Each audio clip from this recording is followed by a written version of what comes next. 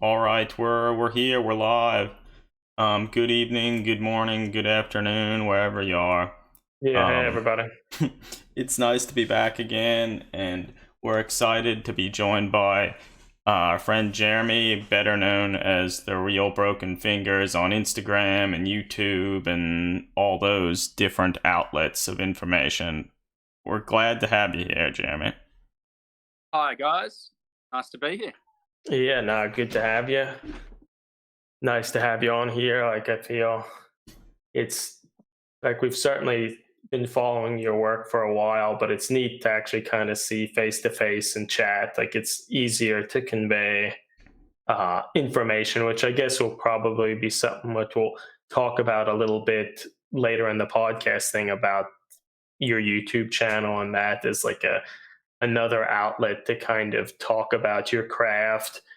Whereas like Instagram has certainly been great for showing like all these atmospheric photos and work in progress things. I think having like this YouTube channel is a great way to convey like additional information that might be easier and more useful than like a something like a blog now. Yeah, and I feel everyone kind of has a different way they like receive information better or is more useful to them. So Yeah, any 100% kind agree of. there. I think, yeah, that's it. And I think being able to see things like as they happen, really, you can describe something as well as you like. Like, for example, like chipping fluid. You read how to use chipping fluid, and unless you've seen someone do it, it's like, what? You're painting over it, but how does that work? It's just the same sort of thing. Sometimes you need Nah, to. that is very true. And it's just like, well, I spent like an hour or so reading different accounts of this, but I still feel like I'm bumbling into this. But Yeah. I'll be honest, I don't know how chipping fluid works, and I'm pretty sure I read posts that Eric wrote about them, like his model tanks and stuff. So, like, I don't know. So, yeah, I understand that it would be, and I guess if I sat down and tried to do it, it would probably, stick with me. Maybe I understood it back then. well, actually, towards that end, what type of chipping fluid do you use? Do you use something from like AK Interactive or MIG, or do you MIG, use like yeah. hairspray? No, I did it, but I tried on like with hairspray on terrain, which is where I try everything out on terrain. Where it doesn't matter, Yeah. and that doesn't work. I didn't like it at all. And now I Okay. use MIG scratches effects because there seems to be like a difference in how much of the actual top coat comes off when you apply the water. Oh, So some of it seems to be less hardcore than others, and this one seems to work well for tanks and titans and infantry all alike. Okay, So I use yeah. that one, and I started. I started a video on how I do it because I'm like I said, there's no.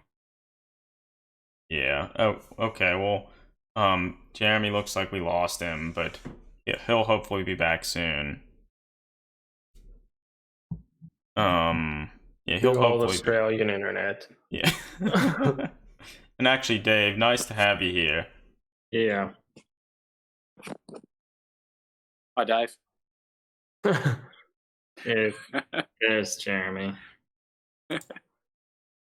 Yeah, but you were saying about you're working on a YouTube video about it? Yeah. So I started doing it, and I saved it all to my phone, and went to stitch the videos Mhm. together, and it's just completely ruined. So I don't know what's happened there. Oh God. I gotta sort that out. But there will be one. There will be one. Okay. Very near future. Yeah, well, no, because I've seen like they have a lot of different products now for like light chipping fluid, like heavier, like for softer chips and all this stuff. So I feel like there's a lot you could kind of experiment with to find something that suits sort of your style and how you work with things. Absolutely, and I think the big thing is how thickly you put your top coat on. So that'll come down to what airbrush you're using, or however thick you personally do it. So you just sort of got to experiment with which one works best for you. But the thing that I found is knowing where to put the actual scratches is like half the battle. If you put if the chips or scratches are too big, they look really weird. And if they're if they're just like in the middle of an armor panel and none at the edges, it's like, oh, what's that from? Yeah, the first time I tried to use it was on like a cheap like T-34 tank, I think from Tamiya, and like some of the areas, like I did a garbage job of it. But on the turret, I like kind of thought about it a little bit more. Like I shouldn't just dab around randomly. Like with the more thought that you goes into it on like why would this be here, results in a better effect generally. Absolutely, it's like, well, yeah. When you first do it, like I did it on an old Rhino. The first time I did, like, got the actual proper chipping fluid and thought, right, I'm going to do this properly now. And it was just awful. It was so bad. I feel. I was going to say our other Australian friend Vox is here. Hey, Vox. I speak to her on Instagram from time to time. Okay. She sympathizes with the internet. Yeah. The internet troubles. Yeah, it sucks. I think we're 55 in the world now, which is pretty bad. pretty bad. There's some pretty tiny countries in front of us. Like they may not have a stable government. They've got great upload speed. Funny. But since Australia is so big, I mean, how could they get good internet everywhere? Well, the major cities shouldn't be a problem. I see. That's true. It should. Yeah, I mean, there's 5 million people in my city at last count. I think maybe more. So we should have internet, but we'll see. Yeah, maybe. I mean it's not, the internet's not a new thing anymore. Not really, quite a new thing. Really taken off. Thank goodness. All of this wouldn't be possible. Yeah, it's very true. Yeah, it is great to actually be able to just have a chat to people on the other side of the world, on my telephone. From video call from a telephone, which is on a boat. Yeah, on a boat. Crazy. But it is certainly great. Like, I mean, just in the concept of like when we started with the hobby, essentially had like no real information about something. Or like, oh, there was a little leaflet in this paint set, GW paint set, like. And somehow that wasn't even specific enough to tell you to thin your paints. or trim off mold lines, or like there was literally nothing. It's like that. What's that meme? Draw the rest of the fucking. Oh yeah. Like you draw the circles and then draw the rest of like That's sort of what it is. Yeah. Because, like the Titan instructions. Yeah. Fucking garbage. Well, and the thing is about some of those older Forge World things, like the instructions are garbage or non-existent, and a lot of like the molds are bad and old, and like the stuff, even the best of times, don't really fit together, right? Yeah. No, so it's just rough. like, I guess Forge World was always one to say like, this is for more experienced modelers and such, mainly just because this stuff is garbage. It's a lot better than it had been. Yeah, I mean it's pretty good now, but like some of the older stuff just like I bought my Warhound in, must have been early last year sometime, and I thought, they must have upgraded the instructions. Like, how hard could it be, really? Yeah. And it's I saw this. There was a guy that did an awesome tutorial series on YouTube. And he was showing the instructions. And this was before I got my Titan. It's just like a photocopy of like a printout. a photocopy of a photocopy yes, of a photocopy. yeah. It's like, oh my god. Here's the leg pistons. Here's the toe pistons. Build the feet first. And if you'd done that, the whole thing would just fall over. Yeah. Yeah. First, with no idea how much weight you're putting on top of the feet and where it's going to go. It's like, well, not a good idea. But, you know. Well, so I have to say, I had never seen this draw the owl meme, and it's great. Yeah, it's great. I never saw that. It's pretty Somehow I accurate, never isn't it? saw that finish the fucking owl. Draw the rest of the fucking owl, yeah.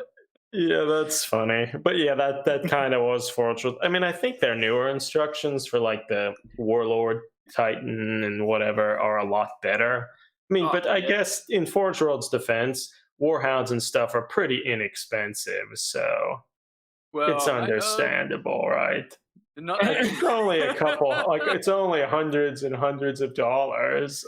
Thousands here, thousands in Australia. Well, how much? We bought a Warhound, right? I think the prices increased even in America, like by 20% when they like started shipping from the United States. So I think when we bought it, it was at least cheaper, but everything, like pretty much anywhere in the world, is more expensive than it is in the UK. But no one really holds a candle to Australia. I feel the Australian prices for everything are legendary. It's horrible. It went up overnight from 640 to 970 Australian dollars. Oh like my god. That's insane, isn't it? That's so bad. I mean, at least that brought along like great benefits, like new instructions and better molds. I'm so glad I had that. It's like fucking worth every cent. Garbage. But look, I love the model and the I mean, I love the designs. I feel, and that was kind of one of the reasons why I was so excited about like when Adeptus Titanicus was released. It's like, oh, this is an opportunity to get some nice little plastic ones that will actually go together, and I can conceivably finish it without spending a large portion of my life working with it. Yeah, because we bought a Warhound, and like it sat in the box for a few years, and then we just sent it to our friend Eli. Pass that misery off to somebody else. And has he done it? Has he built it? It's not been built yet. Maybe some work has been done, but I'm just so impressed that you're able to push through these things and power through it and like do a good job of it, because it's not trivial. Yeah, it's like even if you've cleaned the pieces well and all that, like you said, like doing all the piston work and stuff is not trivial. Particularly, like we've been saying, when the instructions don't actually tell you how to do it. Yeah, that was the big thing. Like with the Warhound, the thing that was gutting. So I have learnt this now, but I didn't. Luckily, I didn't fit the top of the carapace onto the Warhound, and then I put not a stencil, but just put masking tape for some stripes on the top of the carapace of the Warhound, and when I peeled off some of that, it brought like a big chunk of paint off. And that was just where the primer hadn't bonded to the resin, and so that was like strip all the freehand off and start again, like maybe 12 hours work completely gone. Also, all the Forge World resin, like I all the stuff I've purchased, it's like you wash with hot soapy water 3 or 4 times, and you still can't get all of the stuff off.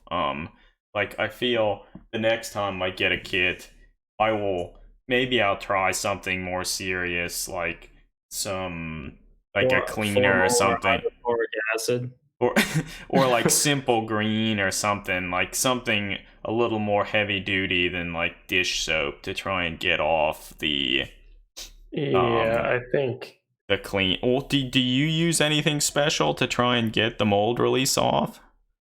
So now I use just normal dishwashing liquid, but quite a lot of it, like quite a thick thing, and then I'll do all the big pieces in one container, and then I'll wash them with like a big scrubber, and then a little toothbrush, and then I'll go in and get all the details. So you got to, and then you let that soak for a bit, and then you move it to another bucket. But the problem is, if you put all the parts in one tub, there's so much there's so much of the fluid that they use to bring it off that it all gets absorbed into the water.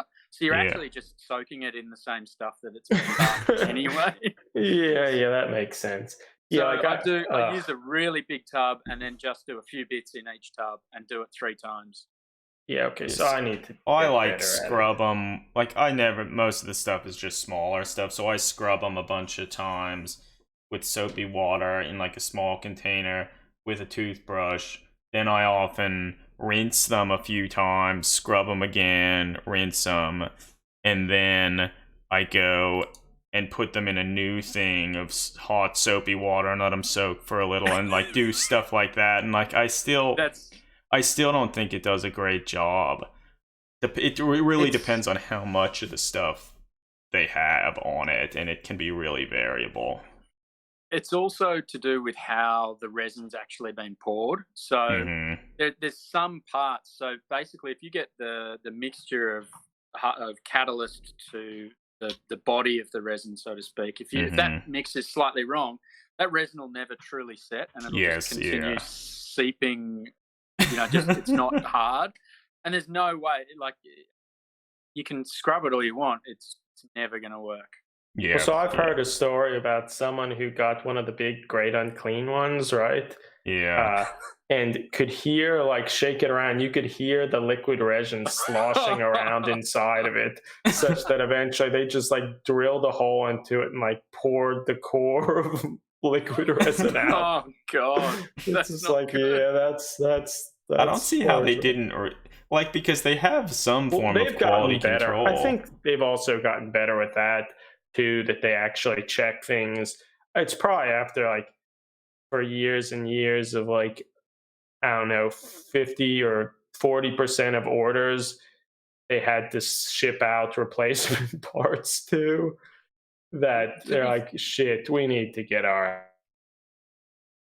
Yeah, to be fair, I've had a lot of good luck actually. Like, I haven't had any dud parts. I've had no mold lines. I've had minimal slipping, and the resin seems to be okay.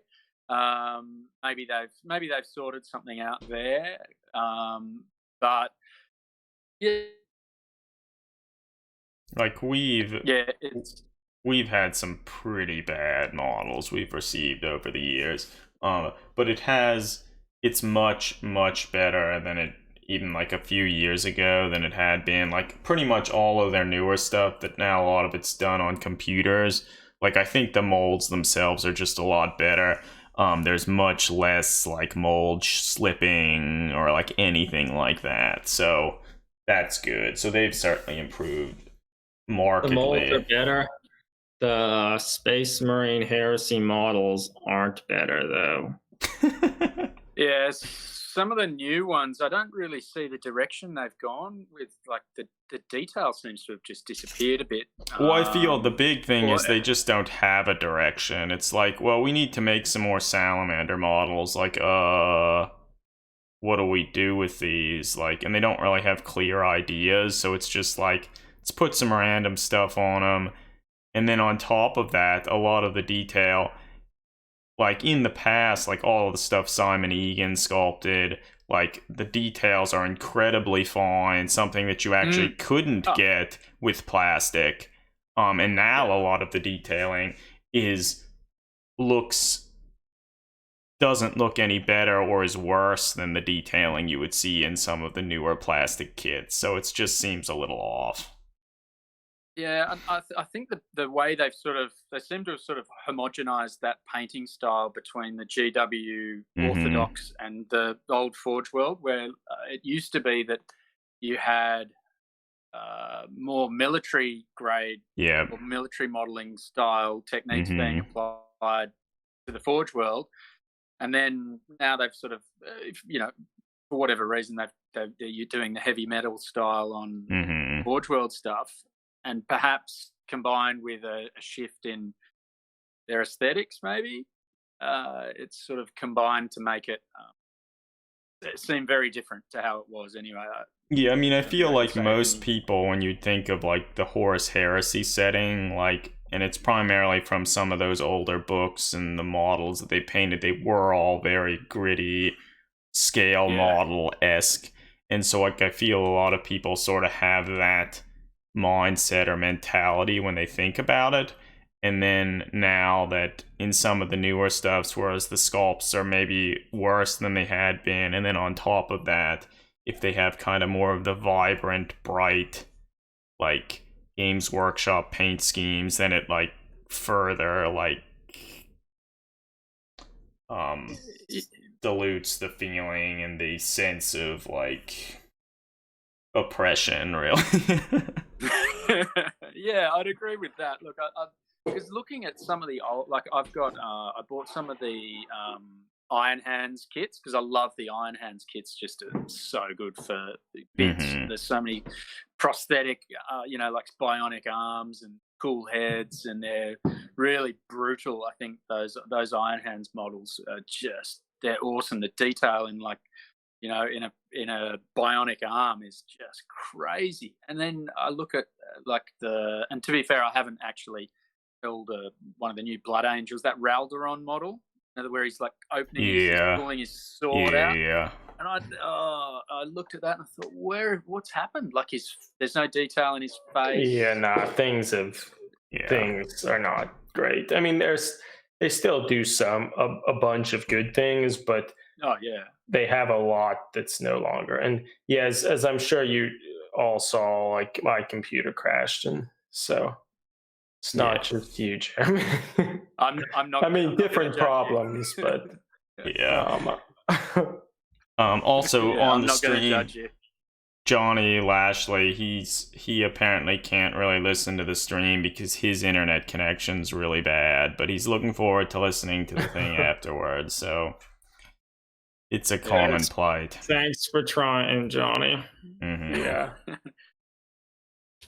No, but yeah, a bunch of the So- new Forge World stuff is not inspiring.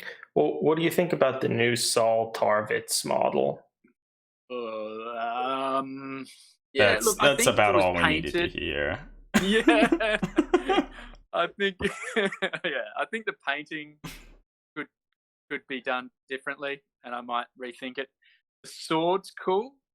I guess, I mean, maybe the thing is, it's not like abysmal or anything, but I feel like when you look at it, just like, why would I spend all this additional money? Like, I could No. just convert something that's even cooler than this. Like, you certainly have the talent. Like, all of your Marines are cooler looking than that model. Like, why would you want to deal with like more resin shit and when Yeah, if it was plastic, that then just the sword arm, that's enough for me to buy a kit, like an arm that's doing something that you can't sculpt easily. Mhm.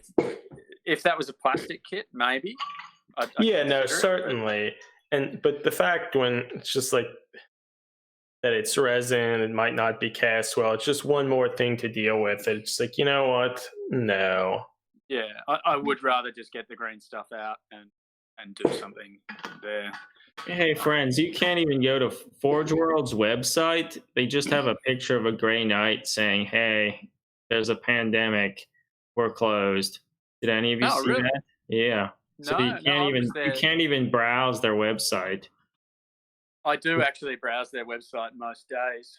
So I was going to look That's at. not a gray knight, Greg. I mean, Adeptus Custodes. Yeah. He looks pretty good. He looks better than a lot of the actual models, I think. I like him. And a lot of people, or maybe not a lot of people, but I've certainly heard a bunch of backlash like, I don't like that art style. It's not serious enough. And it's just like, don't you have something better to whine about? Yeah, look, I think people are always going to whine about. I mean, I something, guess aren't they? maybe that's rich coming from me. You spends a lot of time whining about models and stuff, but I think it's but constructive criticism. wiring. Yeah, constructive. Yeah. It's a bit of a difference. Yeah, and I mean, and like that artwork, for example, like it's really well done. I mean, maybe you don't love the style or the direction or whatever, but It's it's better than certainly some well of the done. artwork found in some of the older codex books that GW used to put out. Ah, well. At least it's consistent. Look, that art style that they've gone for, it would really jar if that was all over the place. And they seem to have, they've got their Yeah, I their feel formula.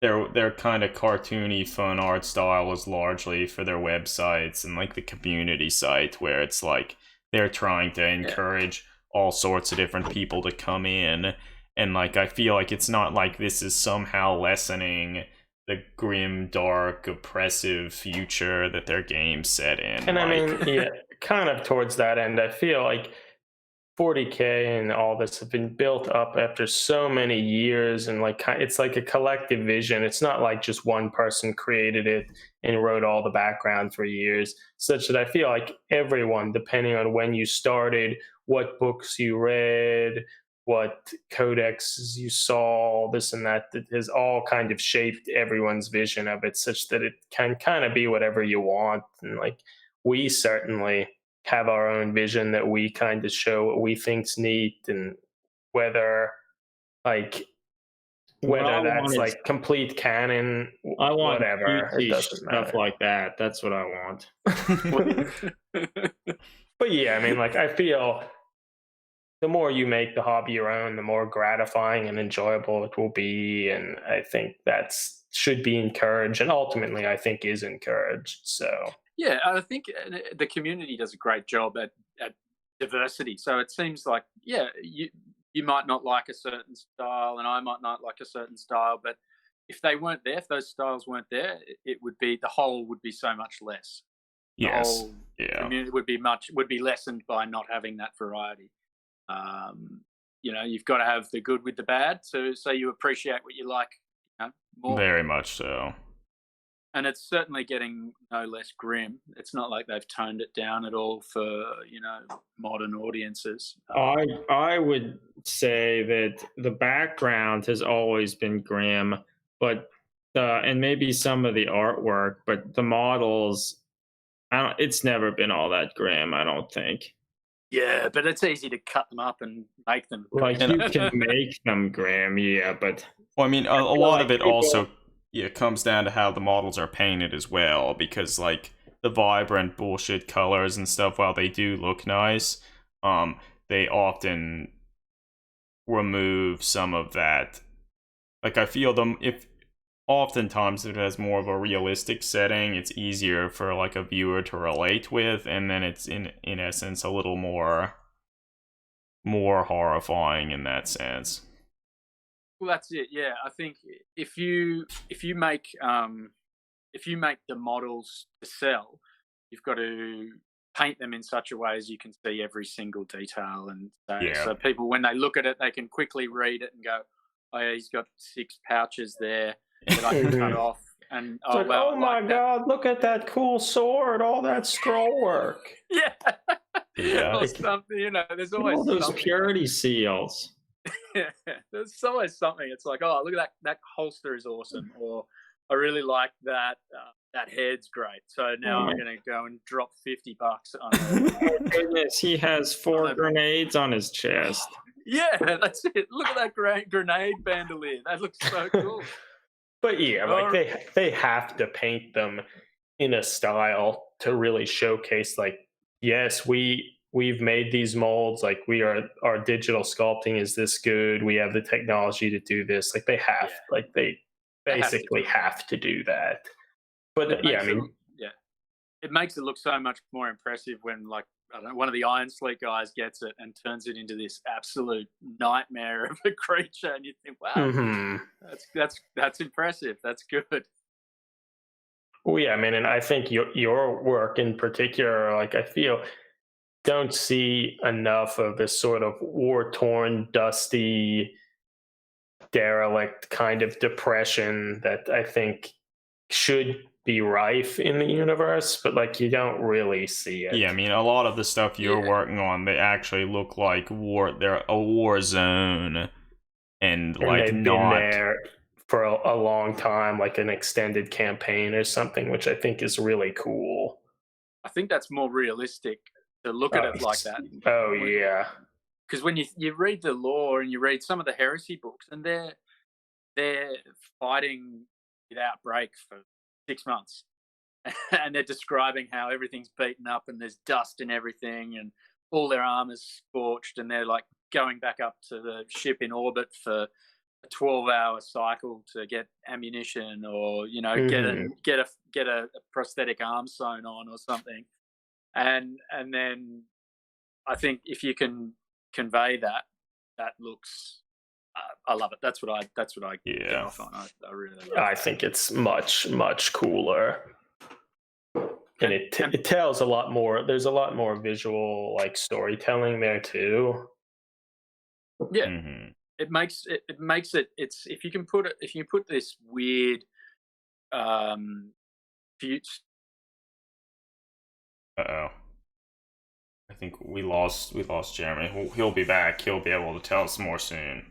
Yeah, if you can put that weird, super grim, sort of futuristic aesthetic and those creations into a setting that people can identify with as something that exists. So if you take a Warhound Titan and put it in a city, like, wow, that thing's huge.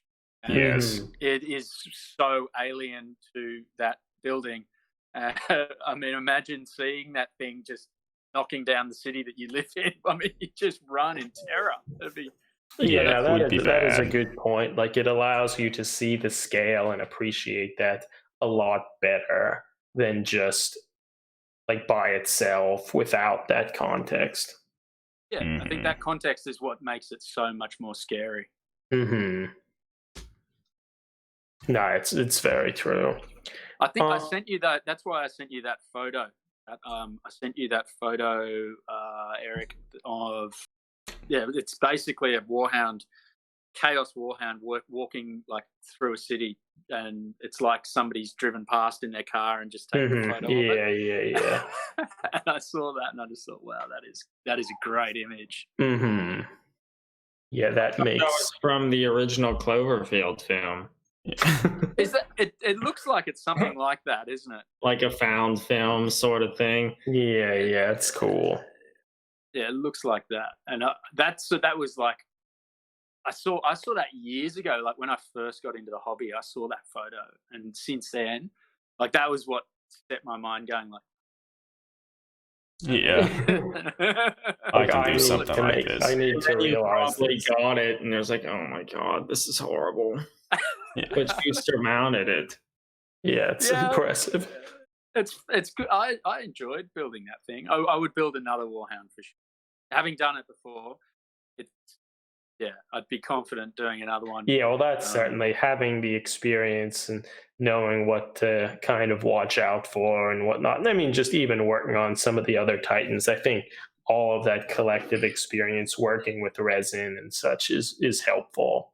Yeah, definitely. And there's a lot of people around that have done interesting stuff with them. I mean, I think the Polysmith did this Titan. I don't know if he, with the sort of running and the back foot's sort of in a claw, and I don't know how he's gotten that thing to stand up. There must be a lot of pins in that leg. Yeah. And that looks incredible. Yeah, it's awesome. I would love to try a pose something like that next, where it's on one foot, I think, or even if you could get it on one toe, just jumping off a building or something. I've got this picture in my head of a Titan jumping through a wall and having the wall all falling to bits. Maybe next year. God, that sounds like something else. Yeah, it could work. Well, I guess actually, I mean, maybe we should start thinking about just moving into the kind of podcast portion here. We should. Yeah, let's do it. It. All right. Well, so I'm just going to say my standard kind of introduction thing, and we can go from there. Hello, everybody, and welcome to Dragged into Turbolasers, a Between the Bolter and Me podcast. I'm your host, Eric Wire, and I'm here tonight with my two brothers, Adam Wire. Hey, everybody. Gregoire. Hey, everyone. And I'm excited to have our friend Jeremy, or better known perhaps as the Real Broken Fingers, on here, who's quite well known for his awesome war torn kind of battlescapes with Titans and true scale Space Marines. But yeah, nice to have you here. Hi, everybody. Nice to be here. Yeah, no, it's great. It's great to have you on here. I feel we've been following your work for quite a while now, marveling about how just your incredible ambition to build like loads and loads of true scale Space Marines and put them into battlescapes and sort of dioramas that actually look like it's some modern war torn hellscape, some ravaged town or city in the Middle East, that sort of thing. And gee, it's just been pretty astounding. Oh, thank you. Yeah, that's what I'm going for. That's the aesthetic that I'm sort of looking for. Something that's more believable, something that's more grounded in reality. Yeah, because I feel it sort of instantly gives the viewer something that they can relate to on like more of like a real level. Like they've seen large buildings, all that stuff, and if those are like right next to some like a warhound Titan or a Space Marines or different tanks and stuff like that, it's like it really helps give like contrast to this like almost like otherworldly unknowable thing, and then like kind of your everyday like buildings and other bullshit that we kind of ignore. That's it. Yeah, I think having the two together really highlights that. And like you said, that's the perfect word for it. That contrast between the two is what makes the whole thing so much more interesting to look at. And that's really what I'm going for. At the end of the day, I'm putting them up in my house. I'm looking at them every day, and I just want something that looks how I picture the setting in my head. That's what I'm all about. That's how I when you read a book, you always sort of put it into a context that your brain understands, and I'm literally just trying to take what's in there. Yeah, no, I understand that. Like, and then what's also kind of so cool about a lot of these like scenes and stuff, like a lot of them are really large, and there are just so many interesting little details, or like, oh, maybe there's like a little sniper up in the one window, or like some other guys like poking out behind these different ruins. So it's like you kind of always have something to look for. And the little satellite dishes like on the side of the building, it's like, so that's adding another bit of believability. Like those are there such that the imperial citizens can watch their like Netflix or whatever. Their propaganda videos and such.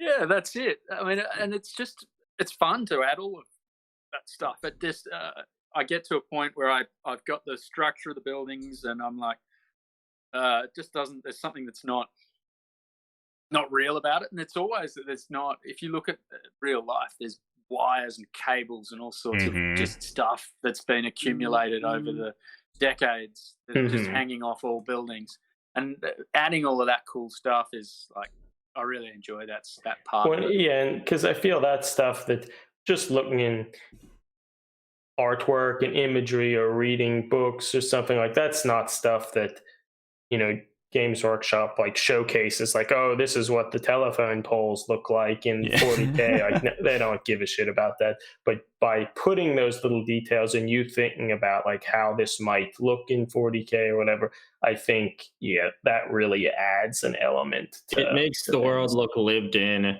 Because I feel one of the things that I like about a good sci-fi, a good science fiction setting, is when it looks like it could exist. Not just like, oh, this is a futuristic scene because there are laser guns and robots. Yeah, exactly. When like you look at the little burned out buildings and you can see like the little wallpapers and other stuff like that is just really good. It's the books that I like most about that are set in the universe are the ones that describe what life is like, like that's why the Eisenhorn books are really cool. Yeah, agreed. You get that sense of what Joe Public is going through, or a little bit of that sense of it anyway. Yeah, a lot more than like, you normally get. Yeah, even books like Legion, where they're describing, you get a bit more of a sense of the everyday life of that city. I can't remember the city that Legion's set in. I think in general, I love Dan Abnett's stuff because I feel he really tries to focus on those sorts of things, and it adds a lot of needed context. Yeah, that's it. That's exactly it. And they're the ones, I think, that context is what I'm sort of trying to put into my stuff to make it. And that's the sort of stuff that sticks with you later. I mean, another like enemy exploding from a bolt gun or whatever, there's enough of that. It's not something that is ever going to really stick out. But when they add some elements about how the university structure or something, it's like, oh, well, that's interesting. I never really considered that. Or, well, can't you relate to the Soul Drinker's librarian Sarfadon turning into a big spider thing? I mean, that sometimes. Sometimes. But yeah, I think is just really, really important. Well, one thing, I guess, could you speak a little bit about how you got into the hobby and how quickly you were led to creating these scenes and stuff that we've been talking about, and kind of injecting sort of believability and realism into the models you build? Was that something you wanted to do quickly, or was that like developed over time? I think when I initially started, I had an idea for an image that I wanted to build, but it wasn't particularly. It was realistic to a degree. Like I liked I never liked the idea of clean, untouched armor. I just saw that as absolutely ridiculous. You're running around in a war zone with space weapons in a brightly coloured yellow suit. People are going to shoot. People are going to shoot you. And I don't know what space paint is made out of, but even like the strongest space paint in the world is not going to stop a bolt around. No. So that was pretty much straight away. But then the more realistic setting, that was probably, I think, the third big model, second or third big model I did. I did like a little test piece for the Titan diorama, which was Alpha Legion, in the bombed out, very much inspired by military modeling and the Syrian conflict, or a more realistic Middle Eastern sort of current believable conflict. And I did that, and I thought, this is me now. This is all I want to do. Had you come from scale modeling? To interject there, not. So when I was a kid, I used to build, model planes and tanks and stuff, but not. I was like 11 or 12 or something, or 10 or 11 when I did that. So nothing good. And then, and then when I had left university, I did probably a couple of years where I built a scale model military diorama of Stalingrad. Wow! It took me years, and there was no planning, and it wasn't all of Stalingrad. Obviously, it was like it was like this big. It was not a huge section, but it was. I really liked it. It was really fun to do, but it never went further than that. And was that like 28 millimeter, or was it? It was 130, 135 to me. Okay. Yeah, and then so I stopped after that, and that would have been 2003. So I did that for 2 years and then stopped, and then came back to Warhammer in 2016. I think it was 2016. And then I guess within 18 months I'd worked out what I wanted to do. So it took about 18 months to work out that I wanted to go for this more realistic setting. Well, so had you been into Warhammer when you were younger then? So I think it was whenever it came out, whenever Hero Quest came out, Mm-hmm. which is I don't know when that was, late 80s, late 80s, early 90s. I bought Hero Quest. I had Hero Quest when I was a kid, and then I got Advanced Hero Quest. I played those games for a couple of years, and then stopped when I got to high school, and then that was it. I never played like Space Crusade or anything like that. And then I think when was it the Space Marine Xbox game? I got that. And I loved that game. I absolutely loved that game. And even just walking around in it, and seeing, the buildings and the Titans and all the grim stuff. And I just thought, that game was awesome. And then I played that for like a while, and then, from time to time I would think, I would look at a wiki or something and read how the Space Marines are put together. I was interested in it, but I hadn't really done anything with that interest until 2016, when I went and got a Horus Heresy book, bought the first Horus Heresy book and read that. And then I'd read a couple of them, and then I was looking around online at miniatures and stuff, and picked up. I found in Google Images like some Richard Gray stuff, and then I found Miggs is True Scale Space Wolves. And that was it. I just went, I can do this, and I went and bought some models the next day. That's awesome. That's Yeah, awesome. It's like, I'm gonna make these Space Marines cool like they are in the novels. Well, so you were all about you fairly quickly decided you wanted to like make realistic battle scenes and stuff. So along with that, was as soon as you saw like the old Space Marine models, did you automatically like, wow, their anatomy here is horrible, like I need to do something about that if I'm going to make anything seem genuine? Yeah, the true scaling, sorry, I just cut out for a sec there. I lost the hearing. The true scaling you're talking about? Yeah. Is that what you're saying? Yeah, like how, like, quickly did you sort of jump on that? And when you decided, like, you know what, I'm going to make these Space Marines, seeing some other stuff like Miggsula's stuff, where you like, I need to do this, otherwise, like, the whole vision will be compromised, or like? Yeah, that was pretty quick. So I think the second I built a really big Space Wolf diorama. I think that must have been 2018 or 2017, maybe 2017. It must have been. And I got about halfway through that when they brought out Primaris Marines, and I started looking at, and I was like, oh god, I've still got another 40 of these dudes to paint. And after that, I haven't painted another little mini Marine again, because it really highlighted how wrong they are, just proportion wise, that from the bottom of the torso down. Yes. There are so many problems, and then particularly even just next to other standard humans and stuff, they're still short and just weird looking, and they just don't convey the menace, the terror and menace that they should.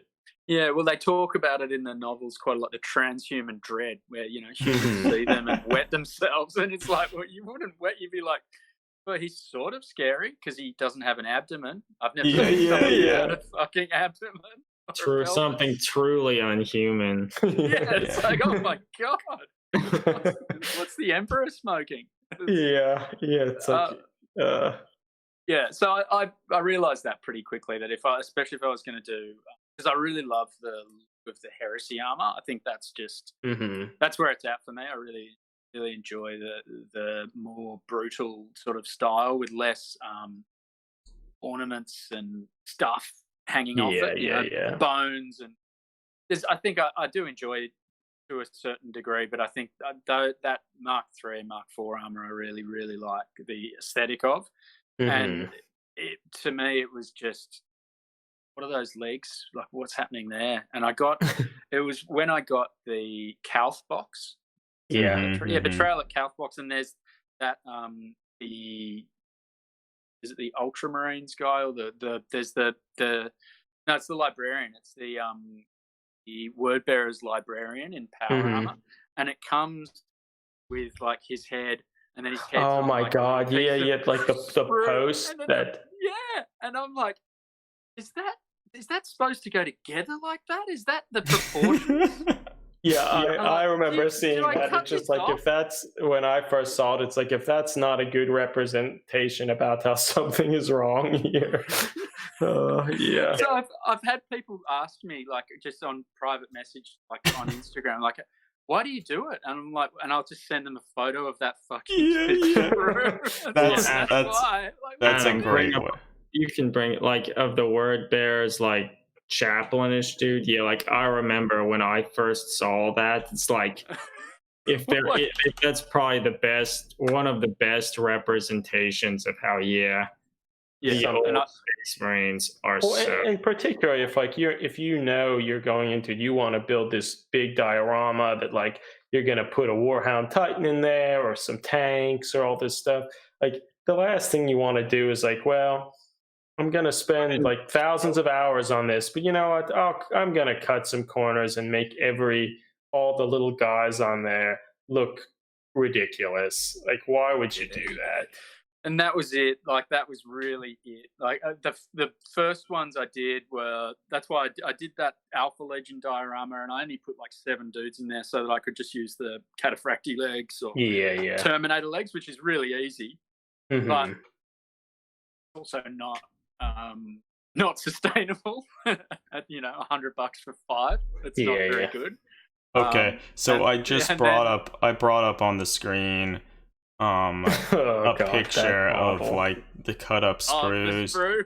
and it is it's remarkable. It's remarkably bad. Like It's maybe one Yeah. of the oh god, like it's laughably bad. for me, it was quite literally life changing. yeah, because Well, yeah, because I mean, I feel people have like ask us and stuff too, like why are you spending all this time doing that? It's just like, like I had my phase when I was younger, like trying to build an army, not really caring or thinking about it. But now, like I spend more time on the models. I don't want to build 5,000 points of Blood Angels or something. So like if I'm going to build something, I would rather put in the time and really make it look like what I think the universe is and convey the imagery and the feeling that I think it should have. Absolutely. I like that model. Like his plasma pistol's small and neat. Like most of the details are cool. Yeah. Like Yeah. this Crozius is like one of, I feel, a better representation of the Crozius, but like And the way he's holding it is realistic as well. Like it's Yeah. you can Mhm. see that there's weight to that head. He's cradling it into his body so he can actually Yeah. hold the thing. But then they get to the legs and it's like, what are you doing, guys? What? yeah. God. like well, the two pieces, the piece that with the one leg and the cylinder attached to the head, that looks ridiculous. But then I think almost what looks even more ridiculous is the rib cage portion of the armor, and then it is just directly attached. So Dude. whatever that little thing between his legs. Yeah, whatever that is. Like it's like a dwarf, but a shitty dwarf, like a dwarf with, I mean, I guess, a dwarf with no notion of what an anime would look like. Yeah, well, that's It's it. so bad. And I don't know. There must be a reason. There must be like maybe there's like a reason that they somehow found that they couldn't get them to sit on a base properly, or maybe can you not play games with them properly? I don't know. You're right. There had to have been some reason for kind of why they opted for this, because like most of the imagery and artwork did not look like that, Yeah. So yeah, almost none of it. And some of the kits really get it right, of the same vintage. Like there's a Forge World kit for the Ashen Circle, Mhm. and they're true scale. Those models are true scale. Like they're perfectly scaled, and they were done in the same time. Like, So it is interesting how some are better than others, but I mean, I guess That model's actually a squat. We thought the squats were dead. No. Yeah, the squats aren't alive. They've been here all along. Yeah. Yeah, God. But yeah, I mean, so it's great to see like different people and their interpretations of true scaling space marines and such. And it's also cool, for you, even though they have released Primaris, which have kind of been the go-to, like this is how I will make a true scale space marine, that you don't always just do that. And like if you want this various marks of armor or something, like you're not afraid to go in there and do that extra work to convey that, like the ancient armor and things like that. Yeah. Well, I think the Primaris proportions are great. The armor though is too distinctive. You can always tell that it's not of the period. So I really like that. It's more. I like the marks of the armor. It's just the proportions wrong. So I don't want to change what the armor looks like. I think that's what attracts me to that armor. Those models is because the legs are cool, except they're just the proportions are wrong. So just change the proportions. And I like painting the Primaris. I think they're really fun to paint because they've got lots of really good surfaces on them. They're like the shape of the knees and the shape of the shins, and there's a lot of areas where you can really have fun with light and shadow and shading and all of that. But the mark of armor it only works in the current period. If you want to portray something that's set 10,000 years ago, it doesn't work. Yeah, like you have to really go in and like cut that stuff up and resculpt to actually make the armor like fit. And I mean, that's fine. Like, but I think if you do want it to fit in like 30K stuff, you need to at least make some significant efforts to change it if you really wanted to convey that. But and I did make an effort to do it with a couple, and it was more work, cutting those armor panels to I tried like cutting the shin and then. Yeah, no, I can understand that too. Like I know I've certainly tried to make Primaris Marines into like Horus Heresy era armor. Like I think thus far, like I've done like 2 Iron Armor Marines based on like Primaris, and it's just like, well, you spend a lot of time cutting away a lot of the detail, then you have to resculpt over like all the backs of the armor, sculpt in new armor plates, then go shave off the wrist, shave off one of the front armor panels from one of the guys, stick that on there, and like so it's not very easy to do if you want to have a whole lot of them.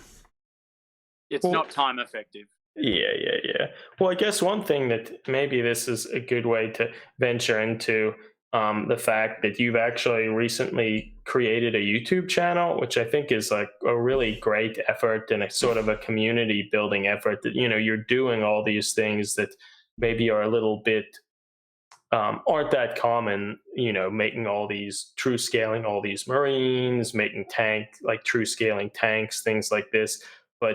And even also like taking scale model painting techniques and adding them. And it's awesome to see that you're actually creating this YouTube channel to kind of convey how you're doing this. Like you've already created some videos on how to like true scale Mark IV and Mark III armor and such. And I think that's a huge kind of boon to the community. Can you talk a little bit about what led you to do that and like how that experience has been so far?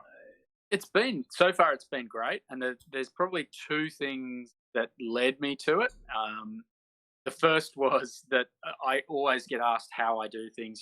How do you make that color blue? How do you true scale the legs? How do you do anything, and I go through and I try and answer the questions or I try and make a pictorial tutorial, but it is very tricky to photograph each step and to remember, to do everything in order and then describe it. And then invariably when you describe it, you miss something, or there's always a key thing when you describe something in text format to someone that you can't convey with text, and I think you can convey it with video, and it's that simple. And the second big catalyst was I bought the Reaver Titan, and I was looking online for a build guide, like how do you build this thing? Because I knew the instructions were going to be shocking. And Forge World not how do you having good build this thing? instructions? What? Well, the new ones, I like the new ones. The yeah. new one, I've got a Leviathan, and that's good. But the some of the old ones. I couldn't find a build guide. Like there was a couple of blogs, and people had sort of kept up with the blog for some of the legs, and then it's like, oh, and this is it painted. I'm like, well, what about the arms? What do I do? How do I pin the torso? And there's nothing there for that. So I just thought, well, I'm going to do it, and I'm going to video it, and if someone else can use it, great. So that was the second big catalyst, was that Reaver Titan. I just thought, yeah.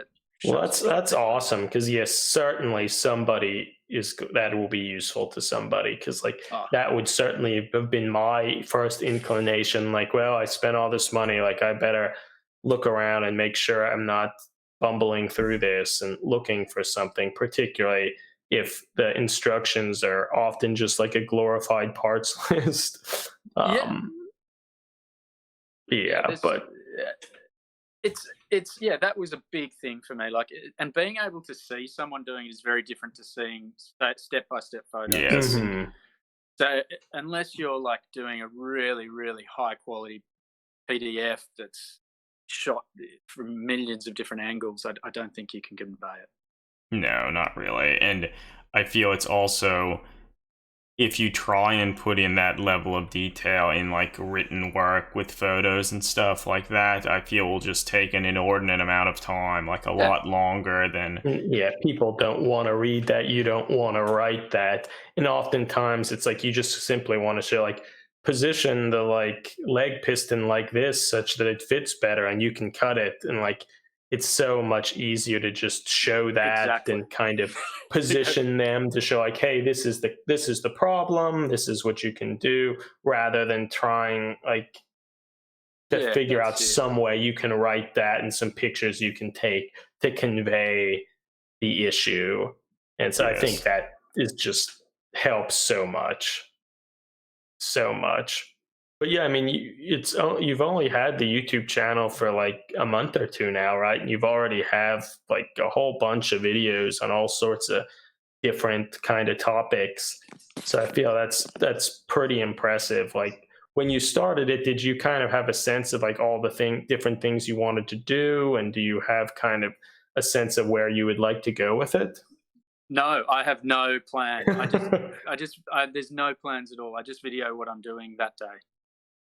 Well, so I feel that's a good way to do it, because I feel YouTube is kind of it's an interesting like way to get your ideas out there, and like in terms of like getting people to view your stuff and follow it, oftentimes I think it's really important to get out a lot of videos. So like the notion of you just kind of, you're already there essentially doing the work, spending the time doing it, and it's like, well, I can just video some of it and then talk through it as I'm doing it. So it's like, I feel a good way to kind of have like a really consistent and steady volume of different things, and it's not necessarily really slowing you down or like discouraging you from actually doing what you want to do. Yeah, exactly. And I think it's as soon as, if this ever becomes a thing where I feel pressured to hit a deadline or, you know, make a certain amount of money out of it, that's it. But the beauty of just doing it, I don't want to go, oh, next week I'll be doing this. Maybe I won't. Yeah. I don't want people to be going, oh, what happened to that video on using pigments? And they're like, well, I didn't use any pigments this week, so I didn't do the video. So long as you don't start a Patreon account and tell people you're going to do these things, you'll be fine. Yeah, look, and I think Patreon, I won't do Patreon because I just, like I said, that makes it work for me. Yeah, I don't want that, I don't want to promise people that I'll do something. And that I think is the big, like, there's certainly nothing wrong with Patreon, but for me, that would quickly remove it from being a hobby, or at least for me at the moment. Like, I wanted to do what I'm excited for at the time. And I guess another thing about doing kind of that free form way of doing things, it also allows you to do like, oh, I have this cell phone, I can take this video. You don't have to like, oh, I'm going to invest like $1,000 buying all this stuff that I don't know if I need or will be helpful, and then realize after the fact, you know what, like I didn't need that. That wasn't useful, or like now I need to spend a couple weeks learning how to do this. Like it allows you to kind of learn as you're doing it and providing content that's useful for people right away. And I think that's good. Yeah, 100%. I mean, my hobby is not making videos. It's building and painting models, and that's like I focus my time down to those things, and that's my hobby. I don't have other hobbies. You know, I have other things that I do for fun, but they're not my hobby. So my hobby is those things. And if I was doing planning videos and editing, that's not for me. So I think this works well. This works for, I think, people. I like to see I just like to have a quick tutorial. If I want to know how to do something, I just want to see someone actually just do it. And I don't care if it's got, you know, a fancy fade out or a nice. Yeah. I just read what it is. I go, oh, that's exactly what I want to see. Yeah. And now you already have a wealth of great videos, and like when people come on and are asking you like, well, how did you make these buildings, or how did you like make these Space Marine legs or whatever, instead of feeling like you're obligated to like figure out how to write like a lengthy reply and get everything, you can just say like, oh, I have a video about that. Yeah, that's another huge part of it. It's so easier. I just go, I'll send you a DM. Here's the link. It's great. So Dave in the chat wants to know how you feel about the Citadel paint pots. Yeah, look, I feel pretty strongly about the Citadel paint pots. I don't understand why they have persevered with them, especially when they bring out an air paint line and then they put them in those fucking pots. Why? Like, wouldn't have that been a perfect opportunity to like, you know what, like, sure, we have these legacy pots, but like this is a new line, so people right away know that this is a different thing. Yeah, because and I mean they've changed the pots multiple times over the years too. They have, and like I was trying to like mix some paint just to get like a green and a black together, and if I could have just gone, okay, it's 4 drops of green and 5 drops of black. How easy would that be? But now it's like it's 4 drops of green from Vallejo, and then it's I don't know how much. A few scoopfuls of paint from a brush, like look, and then now it's on my hand, and I've knocked the pot over. All right. Well, like even if you're careful, like there's still, because of how the little lip is, it'll start drip behind it, then dry up in the like the grooves in the back, such that eventually it starts to solidify in the pot. And if you try to clean it, you get paint everywhere. Like they're not. It's just a bad design. Well, I will say that for a while they moved away from the flip top caps and they just had a screw-on cap, and those were by fine. That would work. But they look the same as the flip top ones they have now, so they have these huge openings, and as soon as you open them up, paint gets in the screws, and then you literally can't get them out. So it's like you have like your vice grips and stuff there ready to like, okay, when I need to open this paint, like I've gotten enough calluses and stuff on my hands for trying to open the shit. So now I have my strap wrenches and vice grips and stuff, and like I'm ready. I'm ready to paint. Yeah. Yes. Yeah, that's terrible. Well, do you have a paint line that you prefer? Like, have you moved away from GW stuff because of that? No, not really. I find it most annoying with the airbrush, because I don't mind their airbrush paints. They're okay. The Mhm. pigment, it seems like they have good color, good coverage, Yeah. and a good variety, but it's just getting them out of the pots sucks. And their metallics, I'm not a fan of. I don't use any of their metallics, but they're yeah, they've got. I mean, I'll use a load of their paints. Probably 90% or more of the paints that I use are GW paints, but Mhm. I use a bit of a variety, like Vallejo, Game Air, and Color Air, Mm-hmm. or Air, Model Air. Sorry, not Color Air. And not really anything else. I just sort of most of the colors I find I can just mix. If I Yeah. want the Yeah, color, yeah, I will yeah. just make it.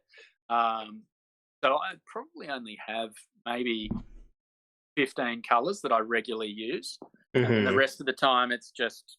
Sorry, I'm just moving over here. Just sort of make it work. And it's Yeah. really, yeah, I really just. Yeah, I I'll feel use anything. that's a good Sometimes, like, thing that people like should realize. You don't necessarily have to just buy the whole range of everything. I mean, certainly you can get a bunch if it'll make things easier, but ultimately, like you can do a lot of mixing and get the things that you want without like, oh, is that Incubi Darkness or yeah, this or that? Like it ultimately doesn't matter that much.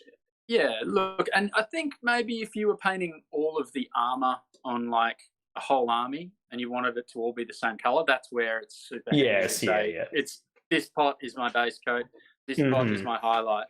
But I don't really, yeah, I mean, I'm doing a lot of Alpha Legion. The plan is to do 100. Good Oh my God. god. You already have But made a lot. Legendary.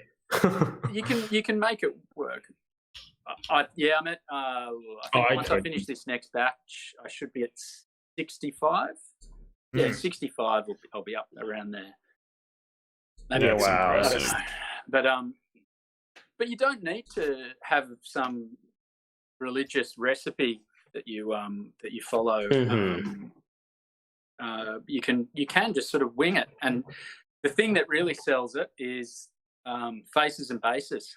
So if you've got the faces that all work, they're all the same sort of skin Mhm. tone, or they have the same sort of appearance, that'll sell it, especially for Alpha Legion. And then Yeah. the bases, as long as it's all based, like they're all in the same setting and they've got the same iconography. The rest of it, yeah, maybe the color's slightly bluer or slightly greener over here, but maybe he's Yeah, gone it doesn't through it. matter that much. Yeah, it doesn't really. And yeah, I mean, you can just, and leather and all that sort of stuff, you can just make it up. Yeah. They'll have Mhm. different.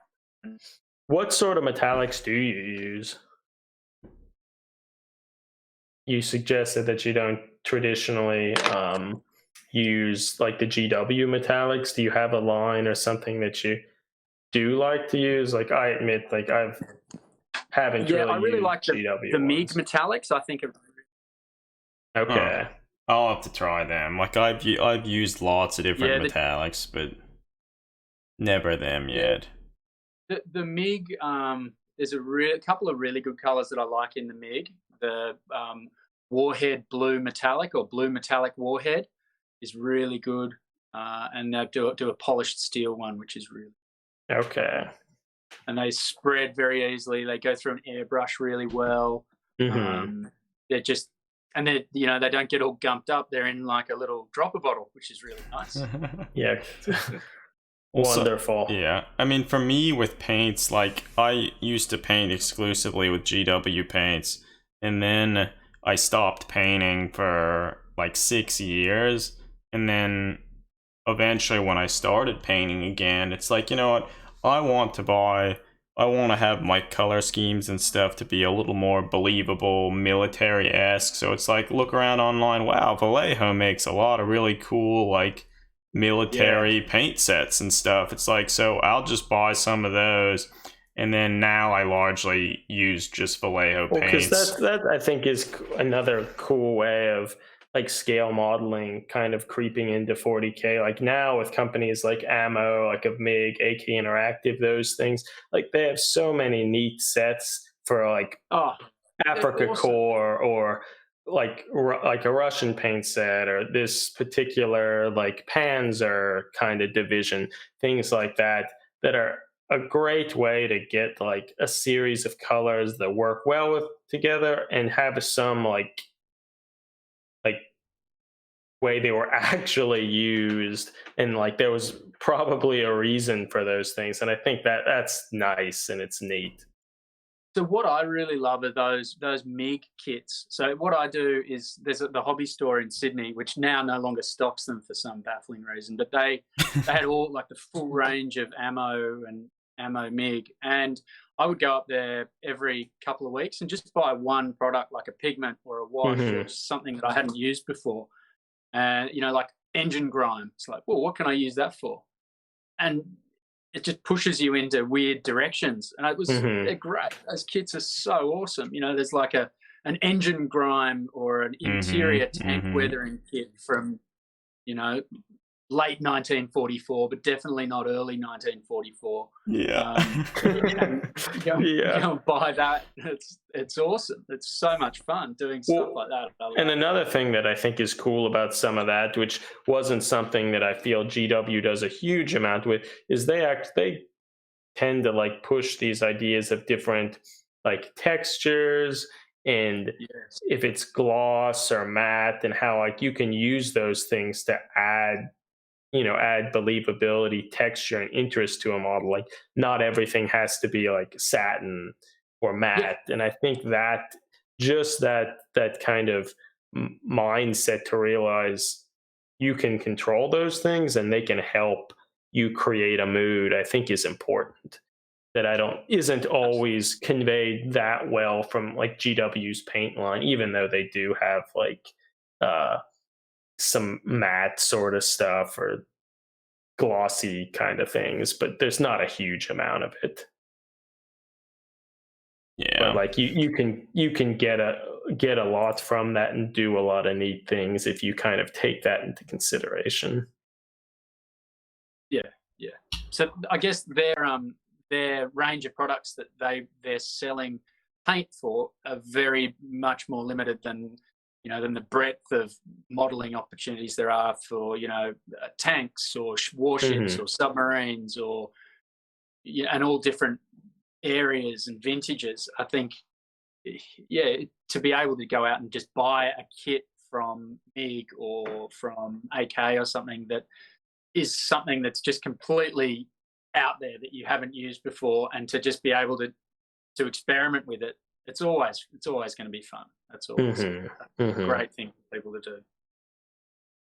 Well, talking about like different paints and things like that, do you have any particular like hobby tools or paints or something that really stand out that are important for the things you do and would recommend other people to try or use? I would. So it's a pretty boring one, but the thing recently that I've found I use all the time is just I've got like a little grid book, like a little notebook with grid on it, so that I can do actual scale planning of buildings, or freehand, especially if I'm working on this Titan, I'm planning all the freehand. I can trace out the size of the panel exactly that I want to do, and then I can overlay images over it. So I find a grid book for planning is really helpful. And that's a good idea, and I think just the general concept to actually plan out what you're doing is pretty important. And I mean, I know you had talked about that in some of your videos, one in particular about like how you go about building your dioramas, like considering like where you're going to put this, is pretty important. So I think that's neat to see kind of how you kind of put that to practice.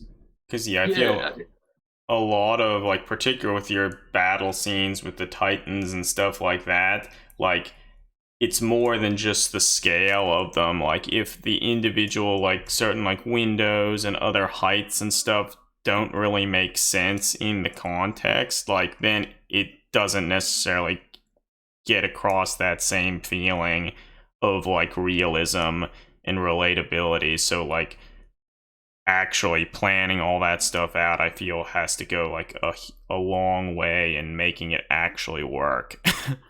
Absolutely. Like and it's also, at the end of the day, it is a sculptural. It's a 3D thing that's going to be sitting in a 3D space. So it needs to, from different angles, it needs to look right. So it's all right to have it viewed straight ahead. Yeah, it looks good. But if you've done a scale drawing, it's very easy to turn it on. Just go on the page next door, and you can do a profile picture and go, oh, that's going to look a bit weird actually, and you can change it. And it's taken a few seconds, as opposed to, oh, I've just spent 6 months building this building. And you look at it from the other angle, and you go, oh, which is what I did with that big, huge Space Wolf diorama. There was no planning involved in that. It was just I've got a big case, fit it in the case. So yeah, the first tool would be the book. And then if I had to pick another one, all the usual tools are, that everyone uses. Right. That Tamiya saw. I saw you guys bought one of those. They're fantastic. But I've got there's two. So I'll mention two more.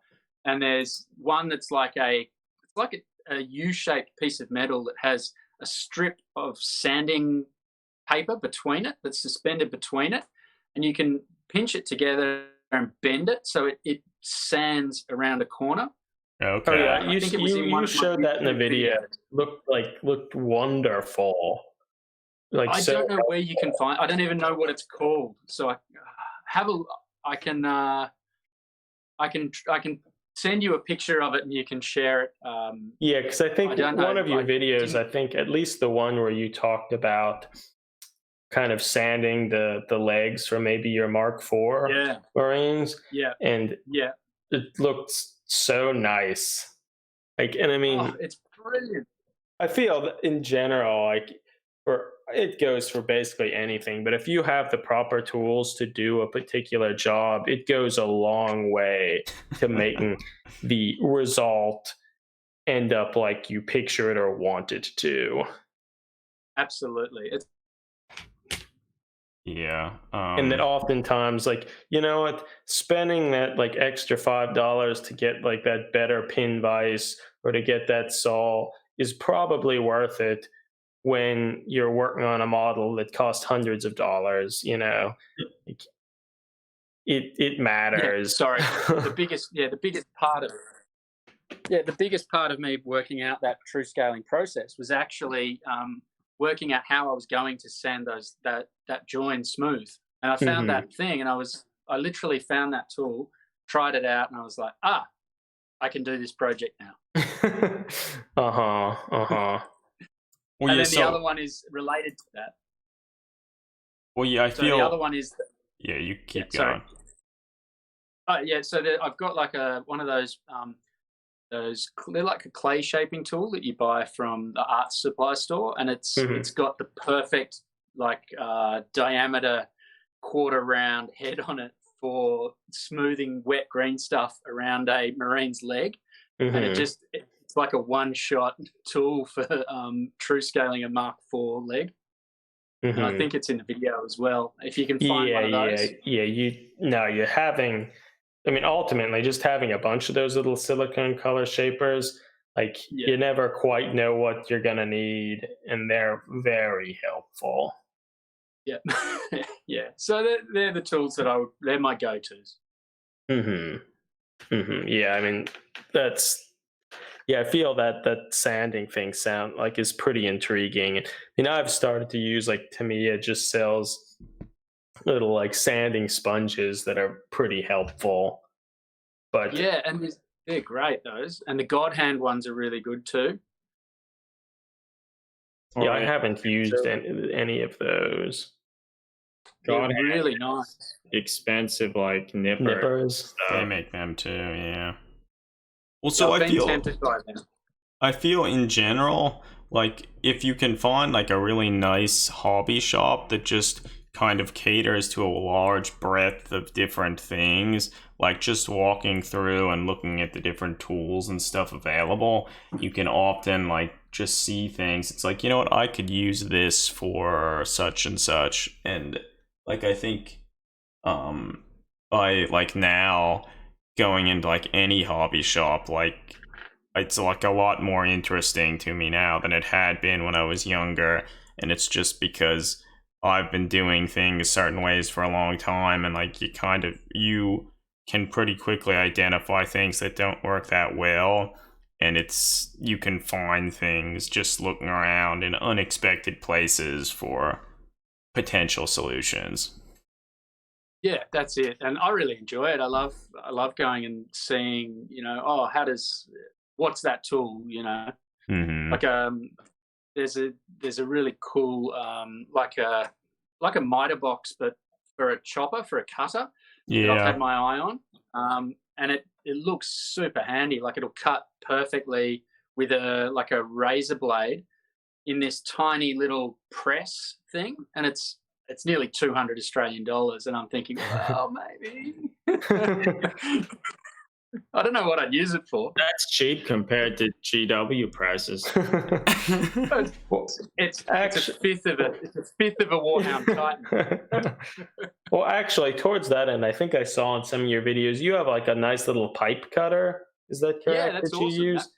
That seems like something that would be really nice, particularly if you're working with like fine scale tubing and such, just to make like a consistent scoring to cut them without like crushing stuff.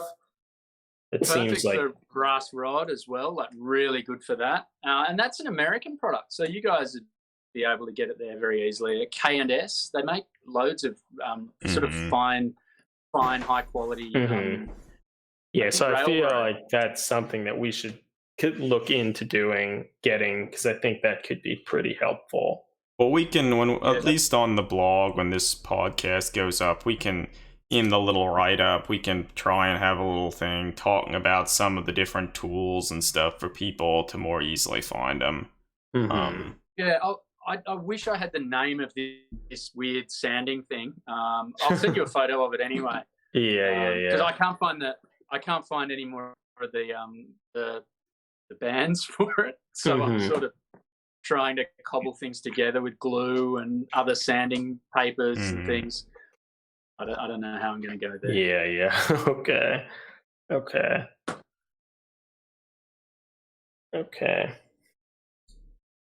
Well, I guess we've been talking for a little while. Maybe you could ask a few more questions and then think about wrapping this up. And I guess so. What would we like to ask here? Perhaps, I mean, we've talked about like a lot of like how you've been wanting to like put realism into like your creations and stuff. Do you have any particular like sort of inspirations that you look at to kind of do this? Books, movies, things like that? I really, if I have an idea, it'll really just come to me it could come from anywhere. So it's not like an inspiration for a specific piece it'll just be a random idea that I've had. And I think, oh, that would explain how I picture this part of the setting, or that would be cool if I could do something like that. So if I had to give an example, so I did a piece last year, which was like an in-between two things, where I did the interior of the Titan dropship, the Ford ship, sorry. And that came about from, I was looking at sort of 16th, 17th century Dutch painting, and it was those, I forget the name of it now, the areas of light and dark. It's basically using areas of intense light and complete darkness to convey mood and atmosphere. And I thought, wow, that's awesome. I'd love to be able to experiment with that. So Chiaroscuro, that's it. I mean, I probably pronounced that horribly because I'm not, like, I don't have an art background per se, but yeah, I do, and I couldn't pronounce it. Okay. That I love that idea. So I'll just take things like that, and I really love like 18th century sort of romantic big oil paintings, like Théodore, Géricault, did the big Raft of the Medusa, that very famous painting. Mm-hmm. Love stuff like that. And those sort of classical depictions of extreme gods, and combined with the lighting, I really love that sort of thing. I think it really works for the setting of 40K. And then if you can have those ideas in certain areas, and then I just go and look at stuff that's happening in the real world. So I'll take pictures. To interject, so you mentioned the painting, the Raft of the Medusa. So I just read about that. I was reading a book about like lighthouses and the invention of I don't remember the modern like light bulb that was used to make lighthouses like actually be worth a damn. But one of the things that kind of like before there were good lighthouses, there were tons of shipwrecks and stuff. And that particular painting was from some French ship was sailing around Africa, and it was maybe 4 miles offshore. It hit ground, and the cap they didn't have enough lifeboats and stuff because like maybe they had too much stuff on it, so they built a bunch of like a big makeshift raft, and the captain said that their few lifeboats were going to like tow the raft to shore, and that failed. So then they just let the raft float there for days, and like there were like 150 or so people on it, and like I think at the end only like 15 survived, and they resorted to cannibalism, and there was a big trial in France. There's nothing more 40K than that. That's as 40K as it gets. Yeah. 15 people surviving, I mean, that's pretty good. Yeah. Like 150 some crammed onto some terrible raft. And then it's an amazing painting. It's an absolutely amazing painting. It's enormous too. It's a whole wall. I guess it's 5 meters long or something, and it's oh my god, 3 meters high. It's incredibly large, and I think he was like 27 when he painted it. Wow. I've really wasted my life. Also, I hear you. Around the same time that the art, I think maybe it was Paris. So, Frensol, the Augustin Frensol, who's the one who designed the Frensol lens, which is like the good, or the Frensol bulb, the good bulb for lighthouses. He must have moved to, I think it was Paris, at the same time that artist moved to Paris, and they were both fascinated by that story where when the artist, now I can't pronounce his name, when he must have presented that at some salon in Paris in like 1819, that same week, Frensol had a presentation to like the Commission of France's lighthouses and commissioned his idea for this new light bulb, and no one seemed to give a shit about it. But across town, everybody was going nuts about this painting. That is also for very 40K. That's it. That's exactly it. That's But great. I guess one thing this sort of speaks to, like talking about some of this art and the scale of it and whatnot. And actually, I think I even talked to you about this a little on Instagram, I think, but about how for inspiration, going to art museums and stuff, I think is pretty neat, because you can certainly see lots of, images online of different artwork, but to actually be there and see the size and the mediums and like materials that artists have used to convey ideas and motivations and concepts, I think is really powerful and is helpful as you're trying to kind of think about how you might want to convey something in your own models and such. Absolutely. And it's the difference between listening to a CD, or listening to, if anyone still listens to CDs, or listening to your iPod, Well, no one has iPods anymore. Yeah. Either. Geez, I'm really dating myself. Okay, listening to your phone, and then going and seeing a live band, and you really pick up. If you go to an art gallery, you see all the brush strokes, and you get a sense of how far the artist would have had to stand away from this painting to do the painting, and what his world was for such a long time. That's how I look at it anyway, especially those massive paintings. So he might only be standing an arm's length away from the painting, but it's 6 meters big. So he might be working on a section that's, and not see the rest of the painting for weeks at a time because it's crazy. You can't see it.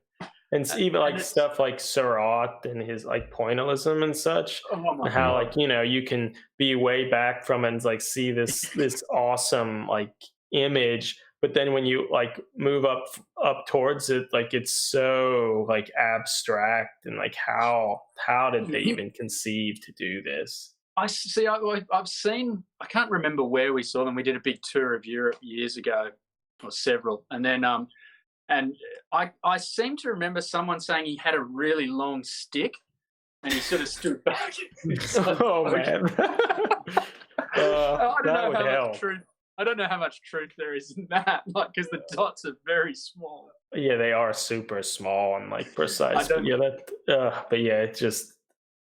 Well, so apparently the painting, the Raft of Medusa, was 16 feet high and 23 feet long.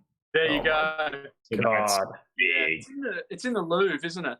I think so. Yeah. Yes. Yeah, we went and saw it, and it's it's something to behold. It is just, when you go into the room that it's in, it's breathtaking. You can't help but look at it. It's just so. It's really scary. It's a really moody, scary, intimidating painting. It's something else. So that's stuff like that, I think, is always an influence. And if you can sort of replicate that at any level in, with plastic toy soldiers, then that's cool. I mean, even if it's just looking and getting like different colors and ideas for a color palette and stuff, like I think that can be a kind of a neat and good way to think about stuff like that.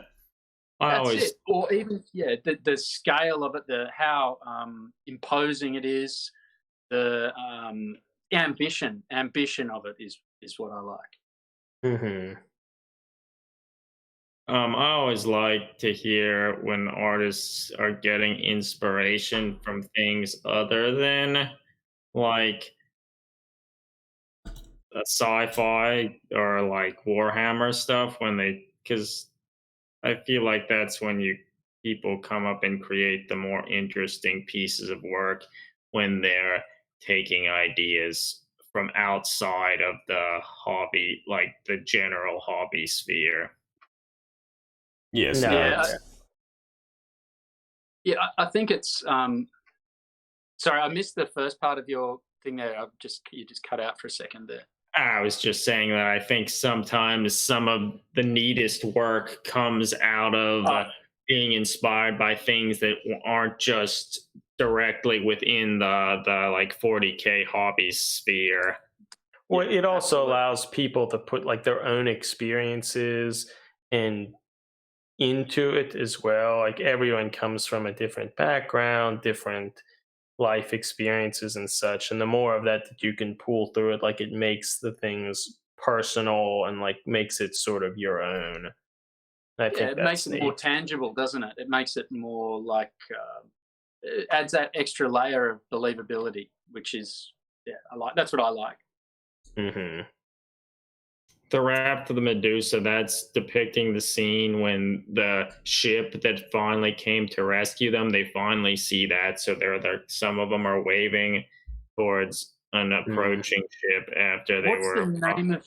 I can't remember the name of that ship. There was a story about that ship as well. I think the captain of that ship had something to do with the Bellerophon that Napoleon surrendered on. I seem to remember the Bellerophon had some of the crew, or the elements of the crew might have been there was a connection between the two ships, which I found was really interesting. I can't remember what that is.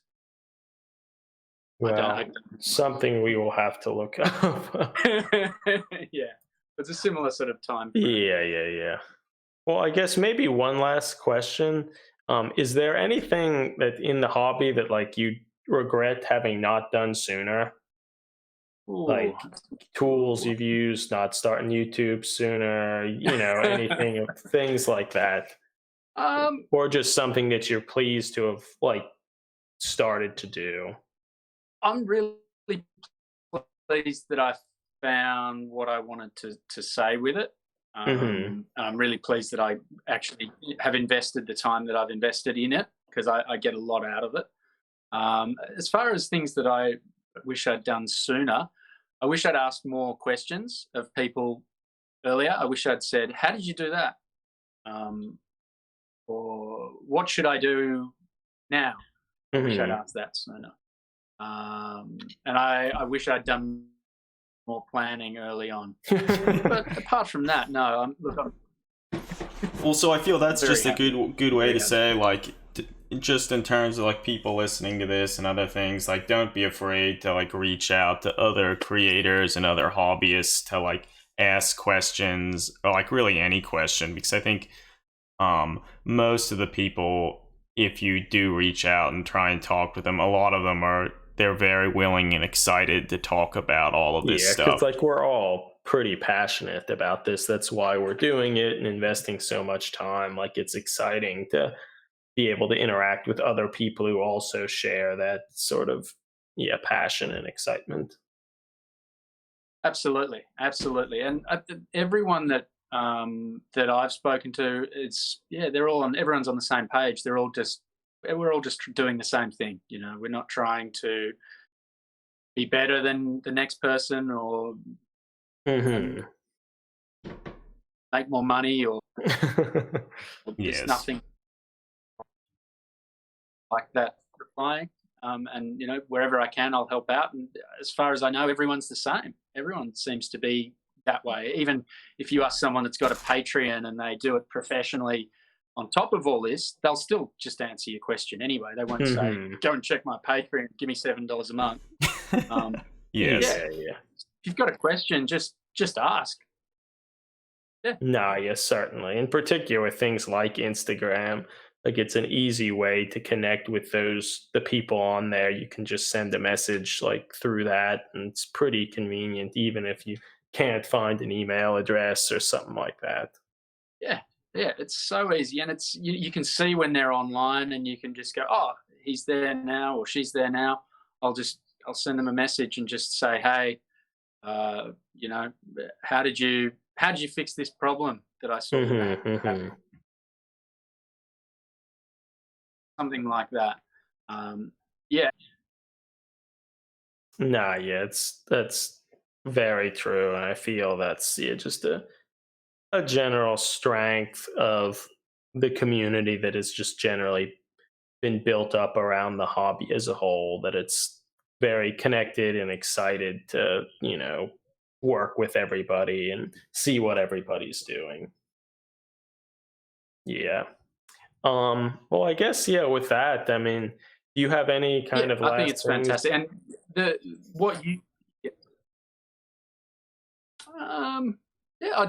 And I would encourage everyone to try something different every time they paint something. Do something differently.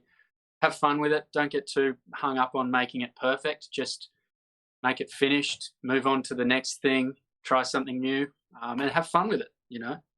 Just be nice to everyone too.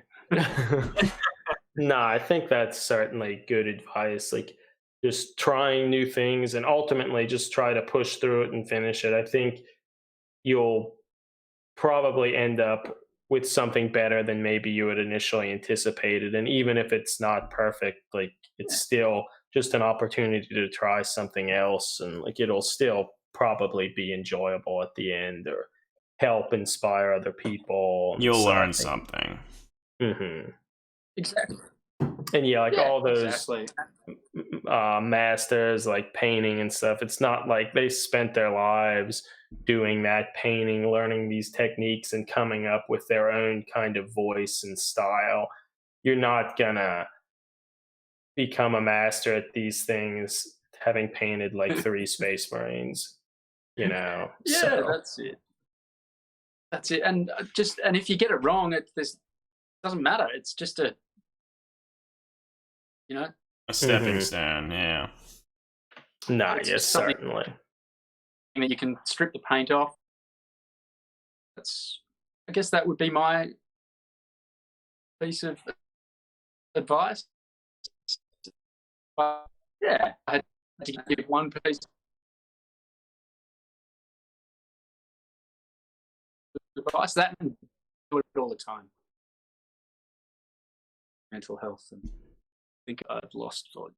Yeah, you broke up a little bit there. Yeah, Oh, sorry, have you got me now? Yeah, we've got you. The piece of advice that you were saying. You know, Okay. I would say just experiment with it, have fun, and do it as much as you can. Do it if you can do it every day. That's great because it's good for what you're doing. It's good for your mental health. It's fun, and it's something that you should just enjoy doing. Yeah, no, I think that is great advice.